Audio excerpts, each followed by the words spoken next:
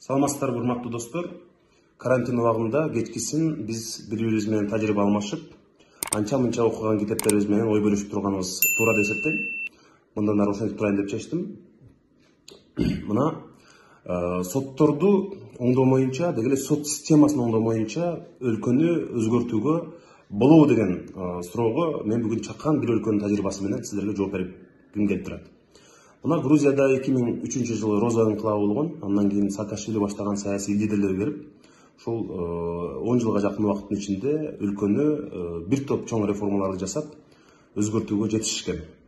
Ошол Грузия убагында 2003 жылы экономикалык чоң кыйроого кептелип, эли бийлигине нааразы болуп, ушундай бир жакырчылык каптап турган өлкөдө инкылаптан кийин келген команда чоң ийгиликтерге жетише алган деп ойлойм. Аны мына Дүйнөлүк банк да убагында Грузияны эң мыкты реформатор өлкөлөрдүн катарына кошкон. Эми ушул Саакашвилинин эң таянган команда мүчөлөрүнүн бири Ника Гилаури, бул киши өз убагында энергетика министри болуп, андан кийин каржы министри болуп, кийин өкмөттү башкарып турган инсан.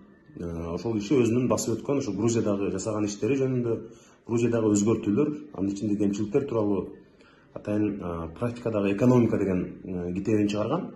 Ал китеп негизинен англис тилинде, бирок ушуну мына орус жана кыргыз тилдерине которулду азыр.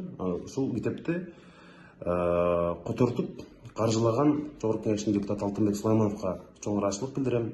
Ошол эле убакта ушул которуу долбоорунун жетекчиси Бакыт Абдуллаевго. Анткени мына бизде билесиңер, көп байларыбыз жанагындай жылкыларды союп, уруу кылып, боз үй тигип той өткөргөндөн башка көп ишке жарабаган инсандар дагы бар. Ошонун ичинде мына ушинтип китепке, билимге, өзгөрүүгө каражат салып аткан инсандарды биз сөзсүз баалап рахмат деп айтышыбыз керек. Эми эмне үчүн соттор жөнүндө айттым? Анткени мына ушул Грузияда 9 жылдын ичинде чоң өзгөртүүлөр болгон. Анын ичинде мына акча кредиттик саясаты, полиция реформасы, бизнеске жагымдуу шарт түзүү жагынан Грузия ат чабым алдыда кеткен. Бүт баары электрондук башкаруу, мисалы билим берүү, ошол эле социалдык тармактарда коррупция менен күрөшүү өзгөчө абдан чоң ийгиликтерге жетишкен. Бирок ошого карабастан, бүт дүйнөлүк пресса, бүт дүйнөнүн көңүлү Грузияга бөлүнүп, ушулар ушундай чоң өзгөртүү жасады деп, керек болсо Кыргызстандык дагы журналисттер, саясатчылар Грузияга барып абдан суктанып жүрүштү. Полициясынын таптакыр санын кыскартыптыр, чакан өкмөт түзүптүр, бүт билимдүү жаштарды алып келиптир. 10-15 мүнөттө айдоочулук көлүк алсаң болот экен Грузияда. Бизнести каттоо Грузияда 10 мүнөттүн ичинде барсаң, бирдиктүү терезеден 10 мүнөттүн ичинде сага ушул жоопкерчилиги чектелген коом ачып берет экен, бизнесиңди жүргүзсөң болот экен деп суктангандар абдан көп болгон. Эмне үчүн мен соттор темасына буруп атам? Анткени ушул китепте жазылат, ушунчалык чоң ийгиликтерге жетип, экономикалык секирик жасап, өлкөнү өзгөртсө дагы, мына ушул 2012 жылы октябрь айындагы шайлоодо Грузиянын ошол эле бийликтеги парчасы, ошол реформаторлор утулуп калган. Ошол мына Ника Гилауринин өкмөт башынын китебинде жазылган. Эмне үчүн утулуп калган бир эле бул эмес, бирок башка себептери да бар. Ошончо дагы бул ошол сот системасын мындай жетиштүү реформалабай чоң ката кетиргенин мындай өкүнүү менен жаздыр. Өкмөт ошол убактагы бийлик сот системасын толук өзгөртө албаган үчүн, прокуратура тармагын өзгөртө албаган үчүн, ушул прокуратура менен сот тармагы элдин кыжырына тийген жанагындай иш аракеттерин уланта берген.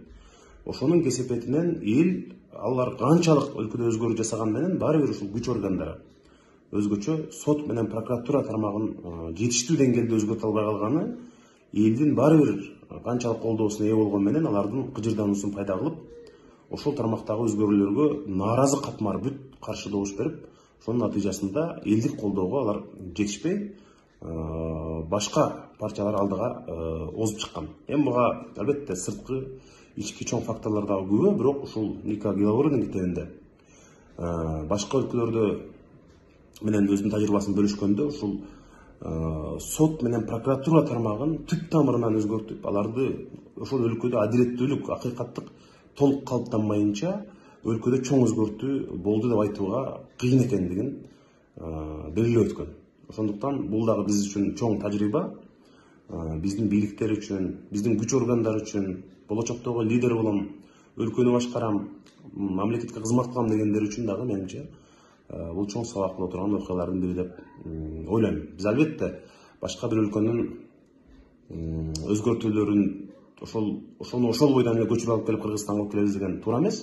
Бирок албетте ушундай өлкөнү кетирген кемчиликтерин биз сөзсүз түрдө эске алышыбыз керек деп ойлойм.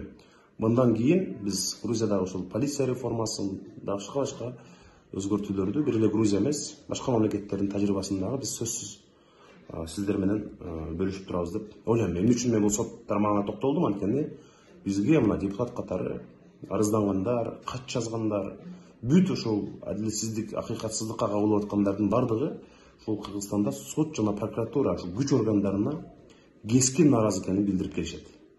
Ошондуктан биз бул тармакты эң биринчилерден кайсыл бийлик болбосун, келер замат элдин колдоосун алганда ушул эки тармакты көз карандысыз кылып, аларды басым кысымсыз иштей турган адилеттүү бир системага айлатмайынча чоң өнүгүү, өзгөрүү болбошуна дагы бир жолу көзүбүз жетип отурат.